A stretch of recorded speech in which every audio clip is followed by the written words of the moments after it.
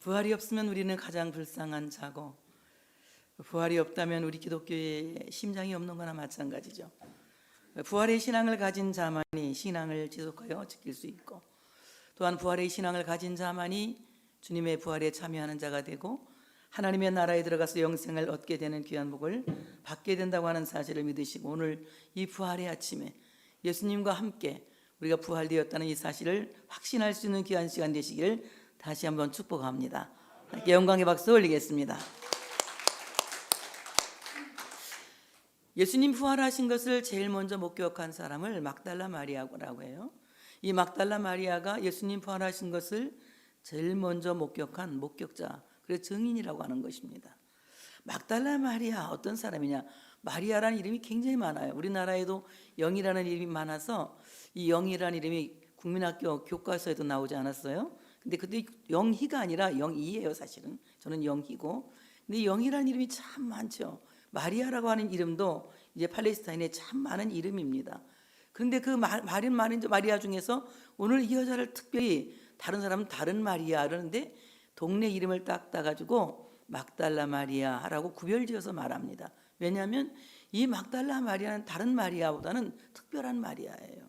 어떤 마리아냐? 이 막달라라고는 막달라 출신의 마리아다. 한 어느 작은 어촌 마을, 말하자면 우리 박성희 권사님 태어난 소원죽도 같은 이런 어촌 마을에서 태어난 여자예요. 마리아가 어촌 마을의 막달라인데, 오늘 이 사람은 예수님을 만나면서 귀신 7마리가 나갔어요.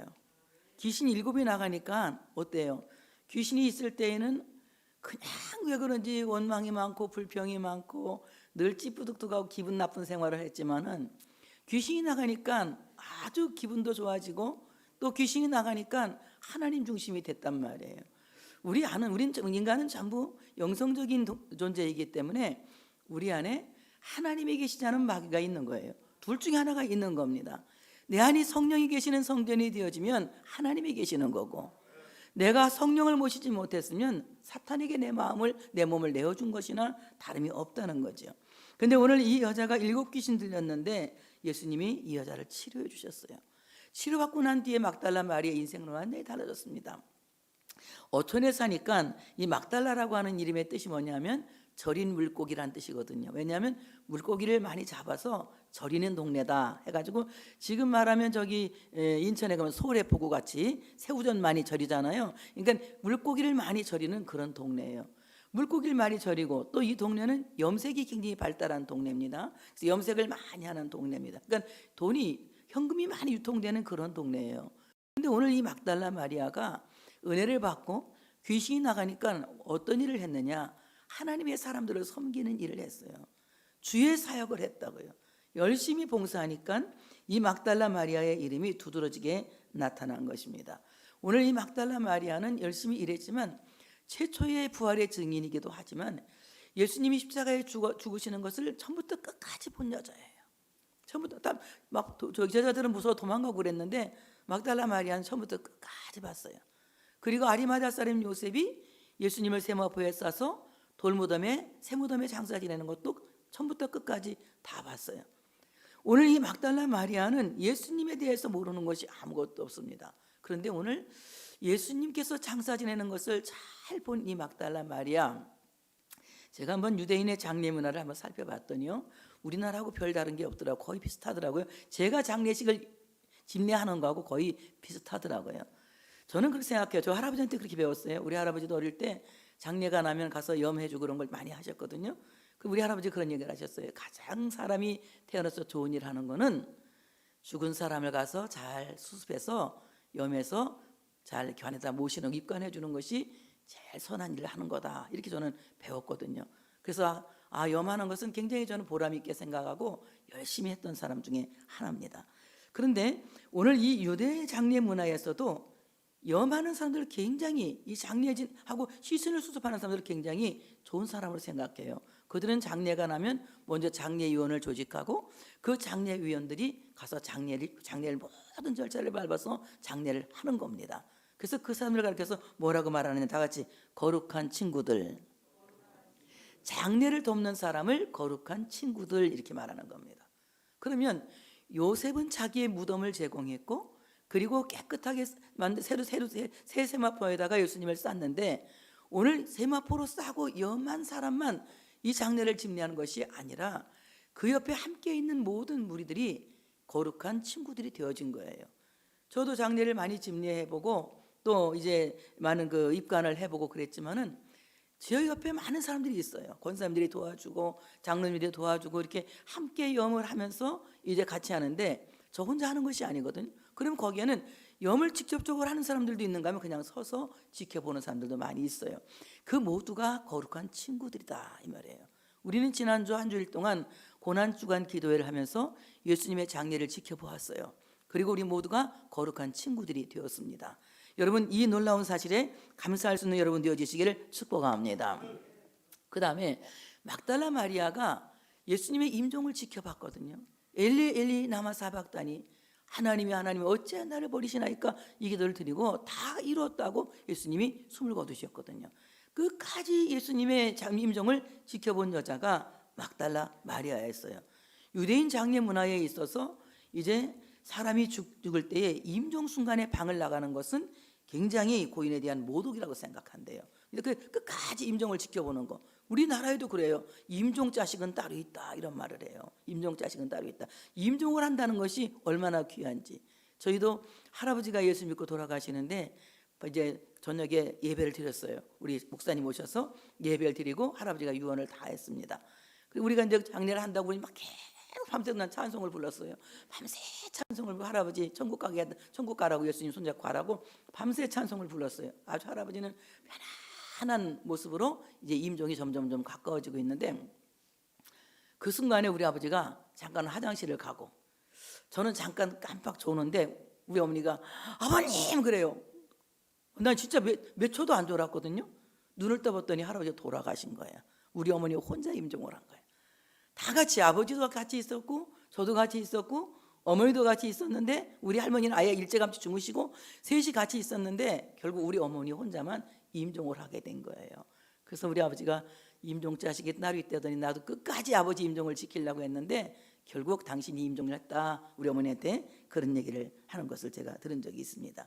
임종을 시키는, 임종 순간을 지키는 것이 고인에 대한 최고의 경의를 표시하는 거라고 그러더라고요. 그러니까 오늘 이 막달라 마리아는 예수님이 죽으시는 걸 다 봤어. 그 임종을 다 봤어. 그러니까 예수님에 대한 경의를 아주 옳게 표현한 거룩한 친구 중에 하나라는 얘기죠. 자, 유대인들은 고인이 숨을 거두면은 시신을 홀로 방치해 두지 않아요. 반드시 무덤에 매장하기까지는 절대로 시편을 낭독하면서 이제 이 고인이 잘 천국에 갈 수 있도록 굉장히 이게 돕는 예배를 드리죠. 마찬가지 우리는 돌아가시고 나면 뭐 해요?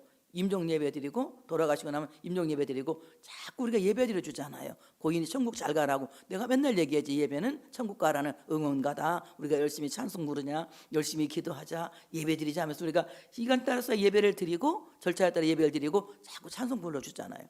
어떤 분이 나한테 왜 찬송을 많이 부르느냐고, 장례식장에서 3번만 부르지. 3번만 부르면 난 양이 안 차. 나는 많이 불러줘야 돼요. 왜냐하면 우리 할아버지 임종을 내가 받고 할아버지 때 찬송을 너무 많이 불렀기 때문에 많이 불러야 된다고 생각하는 거야 지금도. 근데 제가 잘하는 것 같아. 잘하는 거지. 그래서 우리가 이 장례 찬송까지 만들어 놨잖아. 계속 우리가 조별로 따라서 막 부르려고 이제 만들어 놨잖아요. 이렇게 시편을 낭송하면서 이제 이 시신을 혼자 방치해 두지 않는다는 거예요.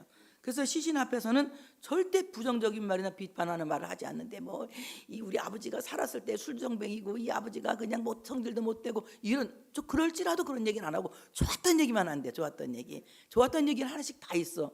아버지하고 좋은 추억은 다 있어, 누구나. 그 좋았던 얘기, 그리고 이 좋은 추억을 얘기하면서 또 좋은 교훈을 이렇게 얘기하면서 고인에 대한 예의를 지킨다는 거예요. 그리고 이제 이 고인을 깨끗하게 씻어서 몸을 수습하죠. 마치 갓난아기가 태어나면 아이를 깨끗하게 씻어서 그 아이를 세상에 내놓는 것 마냥 이제 사람이 죽으면 몸을 깨끗하게 씻어서 그를 세상 밖 하나님께로 보내드리는 거야. 이렇게 해서 우리가 이제 이 고인에 대한 예를 지키는데, 오늘 끝까지 예수님의 몸을 씻겨서 세마포에 싸서 돌무덤에 장사 지내는 것을 끝까지 지켜본 여자가 막달라 마리아라고 하는 여자입니다. 여러분, 지난주 우리가 고난주간을 지나면서 우리 모두는 막달라 마리아와 같은 이런 거룩한 친구가 된 줄로 믿습니다. 그런데 오늘 예수님이 무덤 속에 장사되고 난 안식 후 첫날 막달라 마리아가 아직 어두울 때 새벽 미명에 무덤을 찾아가는 거예요. 예수님이 계신 무덤 왜 찾아갔느냐? 이유는 살아났는지 그거 보려고 간 게 아니라 향품을 가져가서 더 몸에다가 향채를 넣어서 예수님을 더 썩지 않게 미라를 만들기 위해서 이제 향품을 가지고 지금 찾아간 겁니다. 그랬는데 가봤더니 어때요? 무덤이 이미 열렸고 무덤 안을 들여다보니 예수님이 거기에 계시지 않는 거예요. 그래서 오늘 그가 무덤 밖에 서서 울고 있으면서 쿠프려 무덤 안을 들여다봤다 이럽니다. 우리나라도 마찬가지고 유대인도 마찬가지예요. 유대인들은 사람이 죽으면 절대로 밖에 버리는 걸 안 하는 거예요. 왜냐하면 밖에 버리면 새가 와서 먹어버리고 들짐승이 와서 먹어버리는 것은 저주라고 생각하기 때문에 자기 조상의 묘지에 같이 묻히는 것을 가장 영광이라고 생각하거든요. 그래서 오늘 우리들도 또한 죽어서 정말 버려진 시신이 아니라 그리스도와 함께 십자가 밑에 장사되는 우리 모두가 되어져야 할 줄로 믿습니다. 죽어서 사탄의 밥이 되는 것이 아니라 그리스도와 함께 묻히고 그리스도와 함께 살아나는 이런 부활의 신앙을 가질 수 있는 우리 모두가 되어야 할 줄로 믿습니다. 그래서 무덤 속을 들여다봤더니 예수님이 계시지 않아. 그러니까 이 여자가 어떻게 해요? 막 우는 거예요. 오늘 이 울면서 이 말은 클라이오라고 하는 헬라 말을 쓰고 있는데 그냥 울었다는 게 아니라 감정을 억제하지 못해서 막 큰 소리로 통곡을 했다는 거예요. 너무 막 그냥 슬프게 격하게 울었다는 거예요. 굉장히 통곡을 하면서 막 우는 거예요. 왜냐하면 예수님의 시신을 잃어버렸기 때문에 이 예수님의 시신을 잃어버린 이 사람은 유대인 장례법에 오면 울 수밖에 없는 거예요. 왜냐하면 예수님의 시신을 잃어버렸기 때문에 이거 같이 슬프고 만극한 일이 없는 거거든요. 그래서 굽으려서 자세히 허리를 굽히고 들여다보면서 예수님이 계시지 않으니까 그렇게 우는 겁니다. 그때 천사들이 묻습니다. 여자여 어찌하여 우느냐? 저는 이 말씀을 보면서 여자여 어찌하여 우느냐? 그럼 제가 이렇게 물어봤어요. 그럼 울지 말라고요? 이 상황에서 울지 말라고요? 내가 이 말이 나오더라고요. 내가 만약에 지금 마리아라면 그럼 울지 말라고요? 나보고? 이 상황에서 나보고 울지 말라고요? 어떻게 안 울어요? 여러분은 어떻게 했어요? 나같이 할 것 같아? 아니면 안 그럴 것 같아? 거의 나같이 할 거 다 내 수준인데 뭐 나같이 하지. 나한테 배웠는데 어디가 여러분 다른 방법은 안 할 거야 아마. 다 나같이 그럴 거야. 왜 울지 말라고요? 이 상황에서 울지 말라고요? 그럼 어떻게 안 울어요? 이런 상황이 이 정도인데 어떻게 울지 않을 수가 있어요? 이렇게 할 수 있지만 어찌하여 너희가 통곡하느냐? 내가 장례에서 시신을 잃어버린 황당하고 슬픈 일을 당했는데 내가 우는 것이 마땅하지 않습니까? 내가 우는 것이 당연하지 않습니까? 이 끔찍한 일을 당했는데 어떻게 내가 걱정하지 않을 수가 있습니까? 이 어려운 일을 당했는데 내가 어떻게 슬퍼하지 않을 수가 있습니까? 예수님의 시신만 바라본다면, 예수님의 시신만 생각한다면 우리는 절망하여 울지 않을 수가 없다는 것입니다. 오늘 우리는 시신에 매달린 신자가 아니라 부활하신 예수님을 만나야 할 줄로 믿습니다. 부활하신 예수님을 만남으로 말미암아 여러분 눈에서 눈물이 다 닦아지고 눈물이 거두어지는, 정말 기뻐 찬양하세 예수 부활하셨네, 하나님께 영광의 찬송을 올려드리는 우리 모두가 되어야 할 줄로 믿습니다. 그런데 어찌하여 우느냐? 천사들이 물어보면서 신학자들이 이런 말을 해요. 이제 천사들이 여자여 어찌하여 우느냐면서 손가락으로 뒤를 가리켰다는 거예요. 왜냐하면 마리아 뒤에 누가 계세요? 예수님이 계시니까 어찌하여 우느냐면서 손가락으로 뒤를 가리키면서 저기 저렇게 살아계시지 않느냐, 어찌하여 우느냐, 이렇게 이제 말했다는 것입니다. 오늘 이 말을 하고 뒤로 돌이켜 예수께서 서 계신 것을 보았으나 예수신지를 알지 못했다. 오늘 뒤를 가리키니까 뒤를 바라봤는데, 뒤를 바라봤더니 누가 있는데 설마 예수님이 살아난 건 모르는 거예요. 그러니까 어떻습니까? 평소에 예수님이 가르쳐 주신 내가 죽으면 3일 만에 반드시 살아날 것을 가르치셨는데 살아나신다고 하는 것을 까먹은 겁니다. 오늘 우리가 정말 세상을 살면서 잘 까먹는 게 뭐냐? 예수 부활을 까먹는 거예요. 생활이 어렵다 보니까, 삶이 근심스럽다 보니까, 삶이 슬프다 보니까, 걱정과 근심이 많다가 보니까 부활하신 예수님을 까먹고 슬픔에 매몰되고 근심과 걱정에 매몰되어서 소망이 없는 자처럼 살고 있다는 것입니다. 이것이 기독교인에게 가장 큰 불행이고 가장 큰 아픔이고 가장 큰 폐단이라고 하는 거예요. 우리가 어떤 상황 속에서도, 어떤 근심과 걱정 중에도, 슬픔 중에도, 아픔 중에도, 고통 중에도 예수가 부활하신 사실을 생각만 하면, 생각만 해도, 알기만 해도, 믿기만 하면 영광이 나타날 줄로 믿습니다.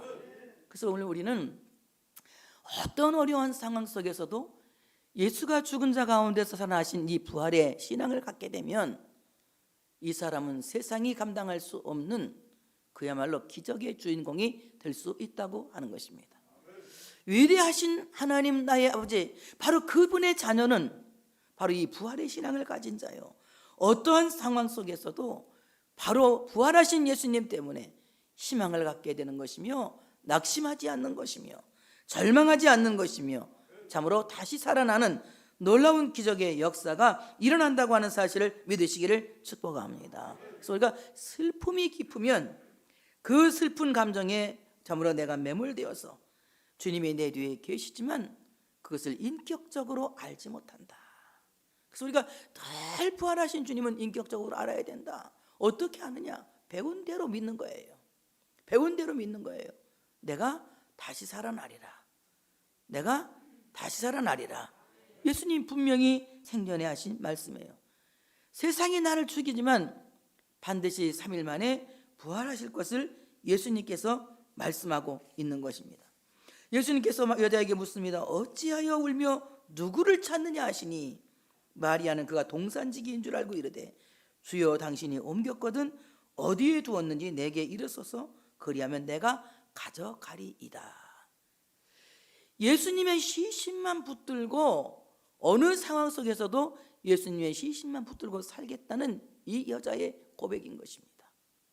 교회가 예수 그리스도의 고난만 계속해서 강조하고 부활을 강조하지 않으면 한쪽 신발만 신은 것과 같습니다. 한쪽 신은 신고 한쪽은 맨발로 벗고 그야말로 균형 없는 삶을 사는 것이라고 하는 거예요.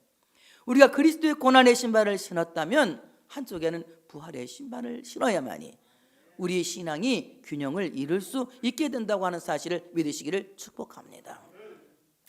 우리는 예수님의 시신만 붙잡고 늘어지는 고난만 강조하는 교회가 아니라 고난 뒤에는 반드시 영광이 찾아오고 고난 뒤에는 반드시 회복이 찾아오고 죽은 뒤에는 반드시 부활이 일어난다는 이 놀라운 사실을 우리가 인격적으로 믿고 시인해야 된다고 하는 사실을 믿으시기를 축복합니다.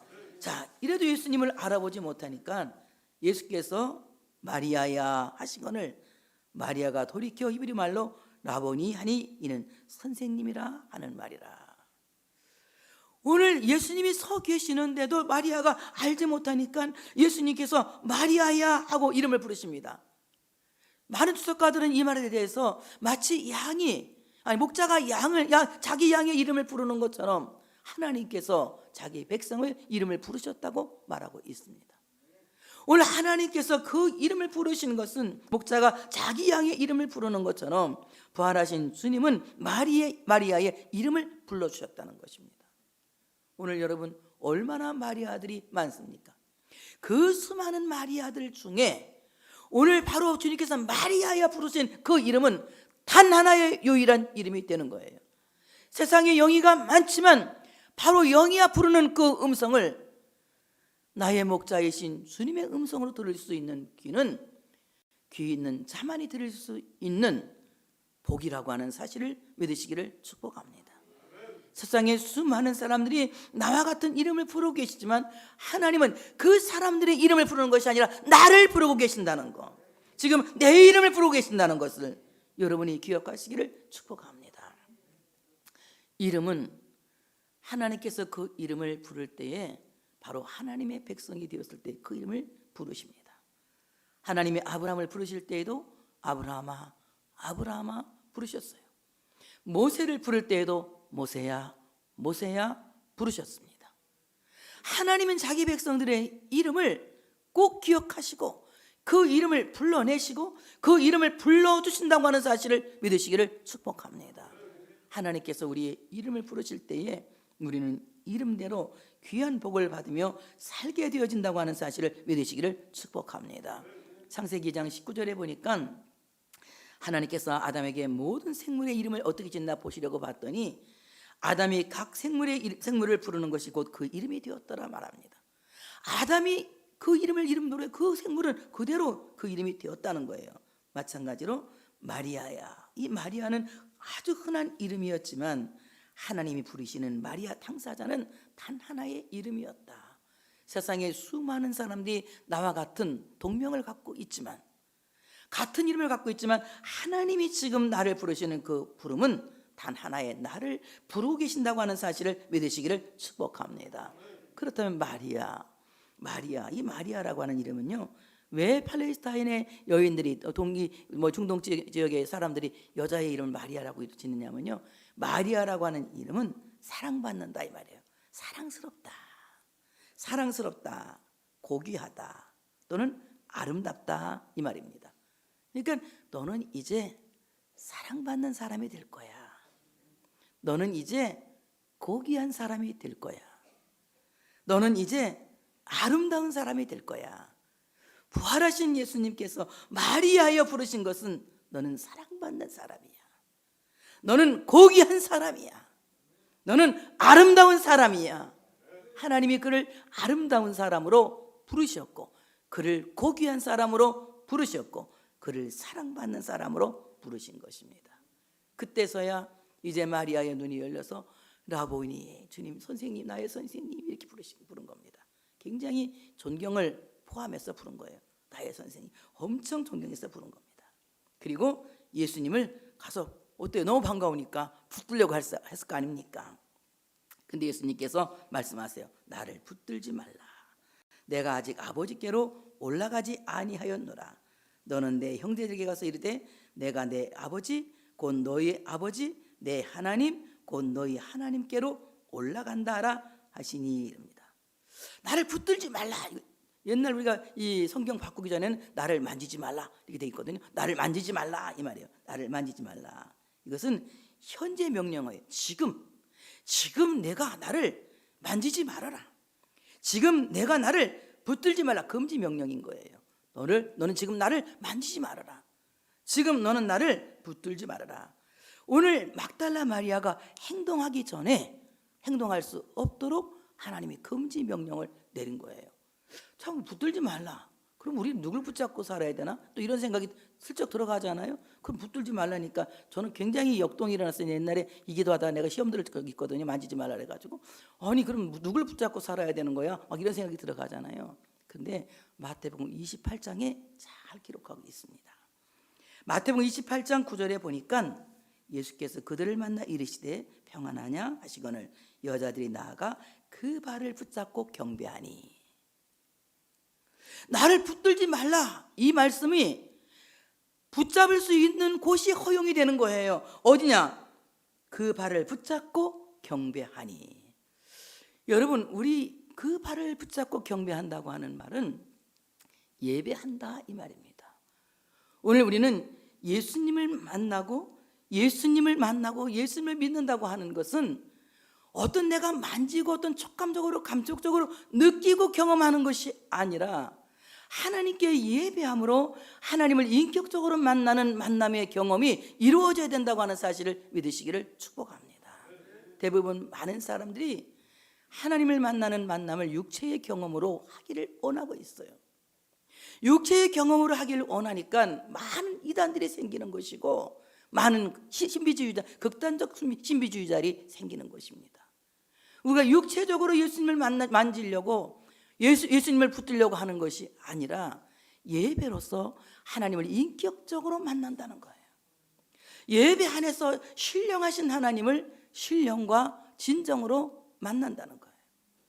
바로 말씀이신 하나님을 말씀으로 만나고 성령이신 하나님을 영으로 만나고 거룩하신 하나님을 예배로 만날 수 있는, 예배로서 하나님을 만지고 만나는 이런 복이 있는 성도들이 되어져야 된다고 하는 사실을 믿으시기를 축복합니다. 그러므로 찬송은 하나님을 만지는 손이에요. 예배 안에서 찬송은 하나님을 만지는 손입니다.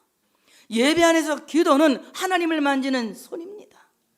예배 안에서 말씀 듣고 아멘 하는 것은 주님의 발을 붙잡는 손입니다. 바로 우리는 인격적으로 하나님을 만지고 하나님을 붙드는 이런 성도들이 되어야지, 육체적 감각으로 하나님을 만나기를 원하고 표적만을 기다리는 어리석은 사람들이 되어서는 안 된다고 하는 것입니다. 어떤 표적이 없어도, 이 눈에 아무 증거 안 보여도, 이 귀에 아무 소리 안 들려도 하나님 말씀만을 굳게 붙잡고 바로 그 말씀을 인격적으로 만나는 것이 부활하신 주님을 만나는 것이다. 다시 한번 말씀드릴게요. 여러분, 예수님을 붙잡는 손이 뭐라고요? 예배 안에서 찬송하는 것이다. 찬송은 예수님의 발을 붙잡는 손이다. 기도는 예수님의 발을 붙잡는 손이다. 말씀을 듣고 아멘하는 것은 예수님의 발을 붙잡는 손이다. 하나님께 예물을 봉헌하는 것은 예수님의 발을 붙잡는 손이다. 예배 안에 있는 모든 것은 묵도부터 시작해서 축도까지 예수님의 발을 붙드는 손인 거예요. 이와 같이 우리는 예배를 통하여서 하나님을 인격적으로 만날 수 있는 그리스도인이 되어져야 된다고 하는 사실을 믿으시기를 축복합니다. 오늘 우리 주님은 내가 육체의 눈으로, 육신의 눈으로 또는 육신의 손으로 주님을 만들려고 하는 유혹에서 떨어지라고 말씀하시는 거예요. 하나님을 눈으로 보려고 한다면 여러분 눈이 멀어버리고 말 거예요. 하나님을 봤다고 하는 사람들이 아직 눈이 멀쩡하다면 그 사람은 엄청 이상한 사람이에요. 모세도 하나님의 등을 보고 죽지 않았다고 얼마나 다행이라고 그랬는데요. 우리가 모세마다 더 낫다고요? 하나님을 어떤 사람은 봤대, 자기가 직접 봤대. 근데 어떻게 지금까지 살아있어? 내가 물어봤어. 내가 살은 정말 본 거야 했더니 봤대. 어떻게 살았지? 눈도 안 멀고 이상하네. 여러분, 하나님은 눈에 보이는 하나님이 아니에요. 하나님 눈에 보이지 않아. 하나님을 보고 싶으면 성경을 봐야 돼. 성경이 하나님이야. 성경 안에 적혀진 이 말씀이 하나님이야. 말씀이 육신되어 이 땅에 오신 바로 말씀이 하나님이라고 하는 사실을 믿으시기를 축복합니다. 말씀을 붙드는 것이 예수님을 붙드는 것이고, 우리가 참으로 기도하면서 예배하면서 예배 안에서 주님을 붙들 수 있는 우리 모두가 되어야 할 줄로 믿습니다. 예수님께서 말씀하세요. 어떻게 말씀하십니까? 예수님께서 바로 예수님의 아버지를 나의 아버지라고 말해요. 내 아버지 곧 너희의 아버지, 이렇게 말씀합니다. 너무 놀랍죠? 하나님을 나의 아버지래. 하나님의 아들이신 예수님이 나의 아버지, 너희의 아버지라고 말씀하고 있습니다. 오늘 우리가 하나님이 나의 아버지가 되었다면 하나님은 나의 절대적 보호자가 되신 것이다. 어떤 상황 속에서도 하나님은 나를 안전하게 하시고 나를 지키시고 나를 보호하시고 나를 안으시고 나를 지키신다. 그 아버지 믿으시면 박수 한번 힘차게. 바로 부활하신 예수님 때문에 하나님이 우리의 아버지가 되신 것이다. 아담의 후손인 우리들은 모두가 하나님 아버지의 자격에서 박탈되어서 다 죄의 종으로 참으로 하나님의 존전에서 쫓겨난 자가 되었지만, 부활하신 예수 그리스도를 믿는 우리 모두는 바로 예수 그리스도로 말미암아 양자의 영을 받아 하나님을 아빠 아버지라 부르게 되었으니 바로 하나님의 자식으로 입양된 자여 하나님의 자식이라고 하는 사실을 믿으시기를 축복합니다. 시편 2편 7절에 내가 여호와의 명령을 전하노라. 여호와께서 내게 이르시되 너는 내 아들이라. 너는 내 아들이라. 오늘 내가 너를 낳았도다. 오늘 내가 너를 낳았다고 합니다. 사도 바울은 우리에게 뭐라고 말하는지, 내가 너희를 복음으로 낳았다. 복음으로 낳았다. 오늘 우리는 복음으로 다시 태어난, 예수 그리스도의 복음으로 태어난 하나님의 자식들이에요. 하나님의 자식이기 때문에 하늘의 상속이 약속된 자고 하늘의 유업이 약속된 자예요. 보통이 아니야. 우리가 보통 사람이 아니야. 옆에 사람한테 말해봐 한번. 나 보통 사람 아니야. 굉장히 쑥스럽게 말하네. 나 보통 사람 아니야. 나 하나님 자식이거든. 예. 바로 오늘 예수님께서 십자가에 죽으시고 부활하심으로 말미암아 그를 믿는 모든 자를, 예수 그리스도를 믿는 모든 자를 하나님의 자식이 될 수 있도록 우리에게 양자의 영을 부어주신다고 하는 사실을 믿으시기를 축복합니다. 어떻게 약속하시느냐? 요한복음 14장에 주님께서 가시면 성령을 보내시겠다고 약속하시면서 말씀하신 말씀입니다. 내가 너희를 고아와 같이 버려두지 아니하고 너희에게로 오리라. 바로 내가 너희에게 너를 고아같이 버려두지 않고 너희에게 오리라. 어떻게? 소회사 보혜사 성령으로 오시겠다는 거예요. 보혜사 성령이 우리 안에 오시면 내가 하나님의 자녀인 것을 성령이 증거하는 거예요. 성령이 내 안에서 자꾸 증거하는 거예요. 너는 내 아들이야. 너는 내 아들이야. 한번 다 같이. 너는 내 아들이야. 크게. 너는 내 아들이야. 누가 증거한다고요? 성령이 증거하시는 거예요. 성령이 증거하시는 거예요. 너 내 아들이야. 너 내 딸이야. 주님이 지금 내 안에서 성령으로 증거하시는 거예요. 너 고아가 아니야. 너는 버려진 자가 아니야. 너는 내 아들이야. 이렇게 성령님이 우리에게 증언하시는 거예요. 에스겔 16장에 보면은 이스라엘은 마치 해산한 사모가 핏덩이를 배꼽 탯줄도 안 잘라서 내버리고 만 것 같은 그런 아이와 같다고 말했어요. 근데 그 핏덩어리가 막 발버둥을 치니까 하나님이 그를 불쌍히 보시고 핏덩이에게 말씀하세요. 살아있으라. 다시 이르시기를 너는 핏두성이라도 살아있으라. 이렇게 말씀하세요. 정말 핏덩어리 같은 나, 버려진 핏덩어리와 같은 나를 고아와 같이 버려두지 않으시고 하나님이 거두신 거예요.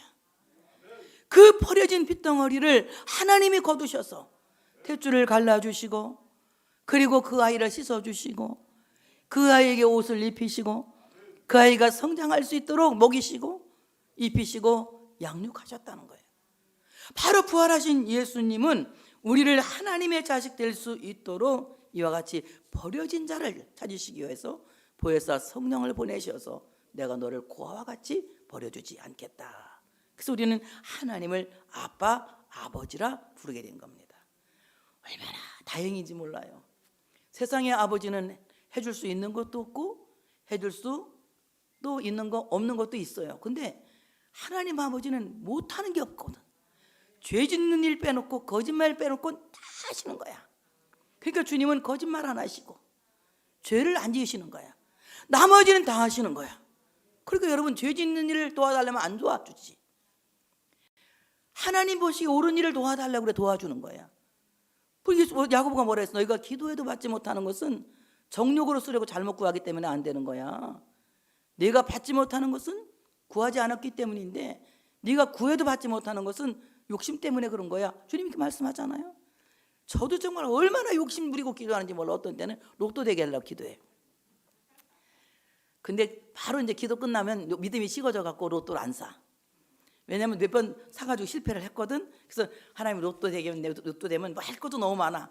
누구도 주고 할 게 너무 많아. 근데 하다 보면 그때도 안 됐는데 또 의심이 생겨갖고 돈만 날라가지 5,000원. 그래서 안 사는데 욕심을 부려. 또 처음에는 아주 순수하게 로또만 되면 내가 주님 앞에 다 바치겠습니다 이렇게 하는데 조금씩 욕심이 생겨가 아니 그건 다는 좀 그렇고 이렇게 11조 얼마 내고 또 이렇게 해서 이렇게 분파일을 해. 내가 또 이제 한참 분파일을 엄청 그 기도 시간이 길어. 한 20분 걸려. 로또 기도 하지 말아야 되니까 한 20분 걸려. 막 분파이 하면 한 20분 걸려. 그래서 내가 나중에는 이거 괜히 쓸데없는 기도를 성도들 위해서 기도할 시간에 쓸데없는 로또 기도를 하는구나. 그래서 이제 기도를 이제 안 했거든.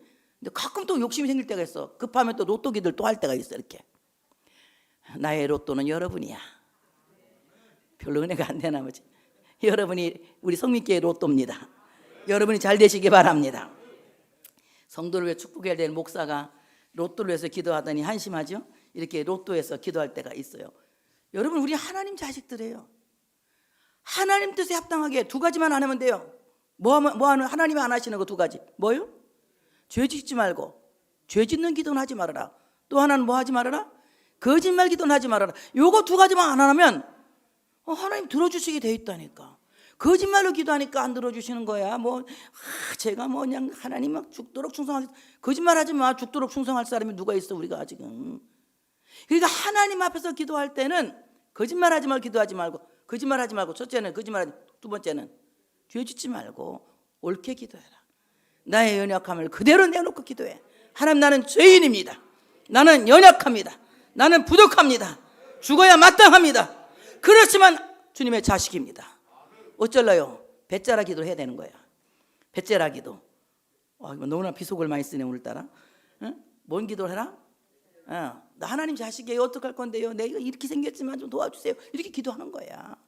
간절하게 기도하면 하나님이 나의 아버지이기 때문에 들어주신다고 하는 사실을 믿으시기를 축복합니다. 또 예수님이 하나님이 나의 하나님, 나의 하나님, 너희 하나님 그랬어요. 나의 하나님, 너희 하나님. 성부와 성자는, 성자 하나님은 원래 성부 하나님과 영원부터 각지 일체 동체이신 하나님이세요. 그런데 우리는 그리스도로 말미암아 아까 얘기했지, 양자로 선택된 관계예요. 예수님이 빠지면 하나님의 자식이 될 수가 없어. 우리는 예수님이 계셔야만이, 예수님 때문에, 예수를 믿기 때문에 그 믿음으로 말미암아 하나님 아버지의 자식이 되는 거지.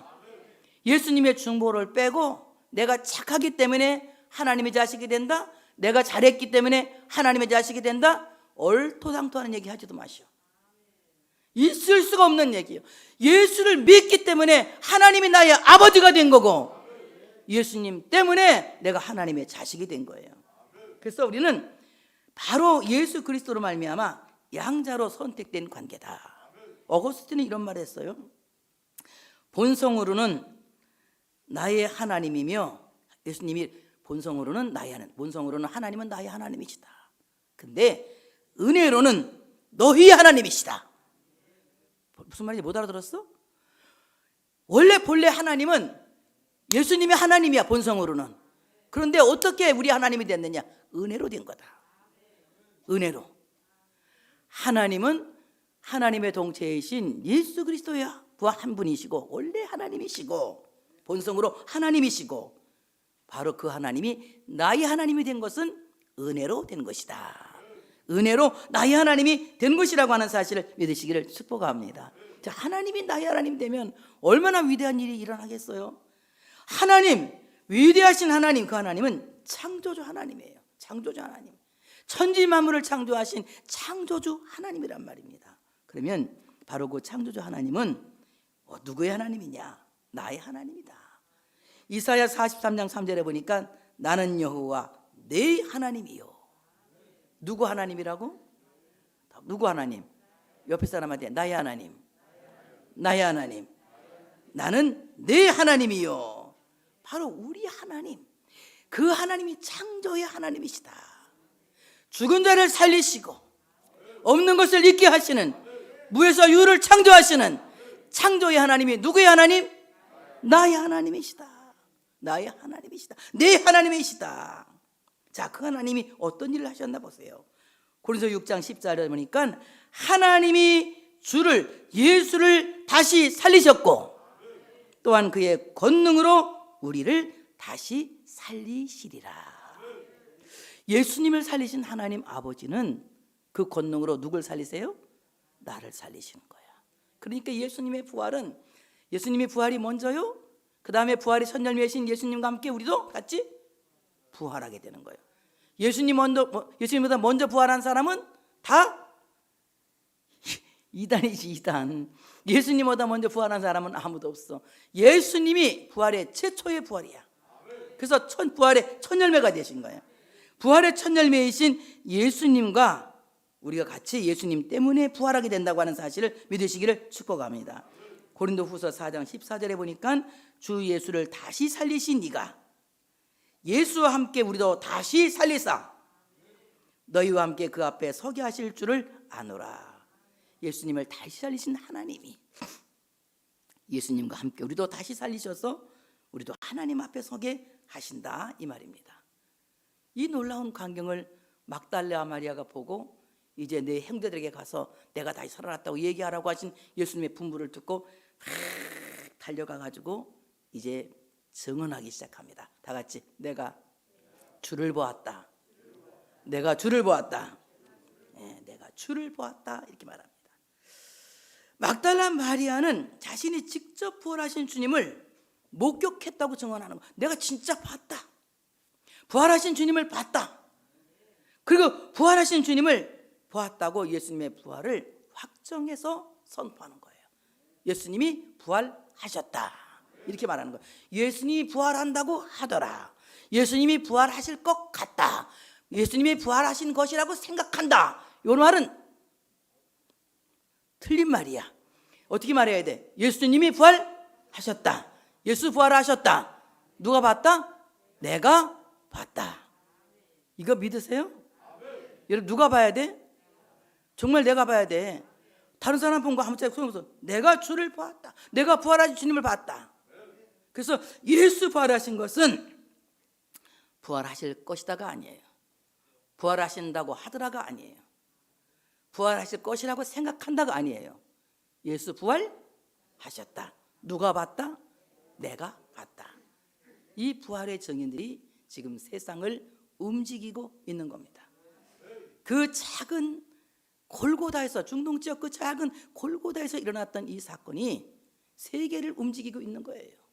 세상을 움직이고 있는 겁니다. 하나님의 사람들이 세상을 움직이고 있는 겁니다. 어떤 사람들이 내가 주를 보았다고 부활을 증언하는 그리스도인들이 세상을 움직이고 있는 것입니다. 오늘 여러분 예수의 시신을 붙잡고 울고불고 늘어지는 정말 슬픔에 매몰된 그리스도인이 되지 마세요. 부활하신 예수님의 발을 붙잡고 그 발 앞에 경배하는 여러분 되시기를 바랍니다. 찬송으로 경배하고, 기도로 경배하고, 감사로 경배하고, 말씀으로 경배하고, 아멘으로 경배하고, 정말 주님 앞에 예배로 하나님을 경배할 수 있는 인격적인 하나님을 만나는 만남의 역사가 있어지시기를 바랍니다. 정말 내가 본성으로는 하나님을 아버지라 부를 수 없지만 은혜로 하나님을 아버지라 부르게 되었고, 본성으로는 내가 하나님을 나의 하나님이라 말할 수 없지만 은혜로 하나님을 나의 하나님이라 부르짖게 되었습니다. 하나님 아버지께서 우리를 고와 같이 버려두지 않으시고, 하나님 아버지께서 부활하신 예수님과 함께 우리를 다시 살리셔서 이 땅의 부활의 증인되게 하실 것이고, 여러분을 통해서 세상이 움직여 나가는, 이 시대를 움직여 나가는 귀한 역사가 있어지시기를 축복합니다. 영광의 박수 올려드리겠습니다.